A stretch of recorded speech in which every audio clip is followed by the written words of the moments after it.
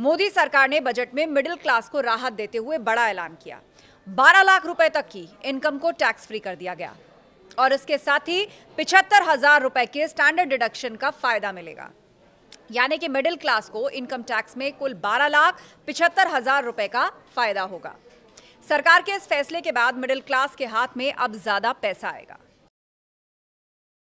नए व्यवस्था में यह जो लिमिट है वो 12.75 लाख की होगी वेतनभोगी करदाताओं के लिए, जो कि वर्तमान में 75,000 की मानक कटौती के कारण है। सभी करदाताओं को लाभान्वित करने के लिए सभी श्रेणियों में कर स्लैब और दरों में परिवर्तन किए जा रहे हैं। यह नई संरचना मध्य वर्ग के करों को काफी कम करेगी और घरेलू उपभोग, बचत और निवेश को बढ़ावा देने के लिए उनके पास अधिक धनराशि उपलब्ध होगी। दूसरा, वरिष्ठ नागरिकों को टैक्स छूट 50,000 से 1 लाख की गई। टीडीएस की सीमा 7 लाख से बढ़ाकर 10 लाख की गई है। वित्त मंत्री ने ऐलान किया कि पिछले 4 साल का आईटी रिटर्न एक साथ फाइल किया जा सकेगा। तीसरा ऐलान, बजट में किसानों के लिए कई बड़े ऐलान किए गए। आने वाले साल में मसूर, उड़द और तुअर जैसी दालों की पैदावार बढ़ाने पर ध्यान दिया जाएगा। कपास की पैदावार बढ़ाने के लिए 5 साल तक मिशन मोड पर काम किया जाएगा। किसान क्रेडिट कार्ड पर कर्ज की लिमिट 3 लाख से बढ़कर 5 लाख होगी। फसलों की उपज बढ़ाने के लिए पीएम धन धान्य योजना शुरू की जाएगी और इस योजना से 1.7 करोड़ किसानों को फायदा होगा। चौथा ऐलान, वित्त मंत्री ने उन लोगों के लिए जो अपना खुद का उद्योग शुरू करना चाहते हैं, उनके लिए फंड ऑफ फंड्स योजना की घोषणा की और इसके लिए 10,000 करोड़ का ऐलान बजट में किया गया है। पांचवा, बजट में एमएसएमईज के लिए बड़े ऐलान किए गए। एमएसएमई के लिए लोन गारंटी कवर 5 करोड़ से बढ़ाकर 10 करोड़ किया गया। स्टार्टअप के लिए लोन अमाउंट 10 करोड़ से बढ़ाकर 20 करोड़ रुपए किया जाएगा और उसके साथ ही जो गारंटी फीस है उसमें भी कमी की जाएगी। छठा ऐलान, बजट में बिहार के लोगों के लिए बड़े ऐलान किए गए हैं। बिहार में मखाना बोर्ड बनाया जाएगा। बिहार में national institute of food technology, entrepreneurship and management बनाया जाएगा।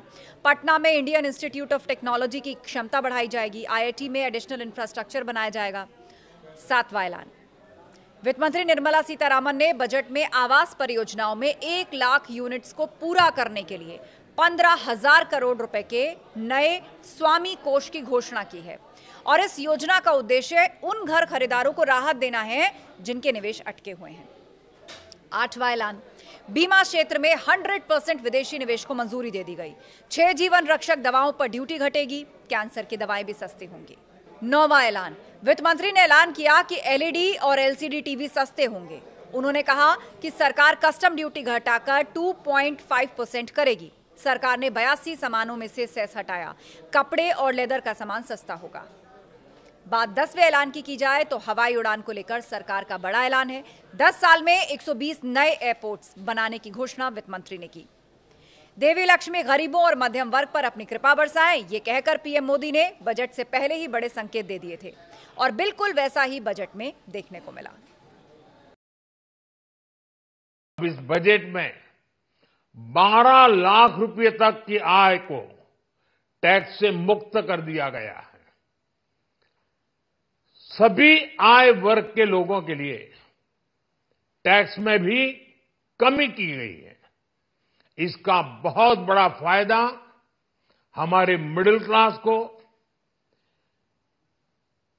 नौकरी पेशे करने वाले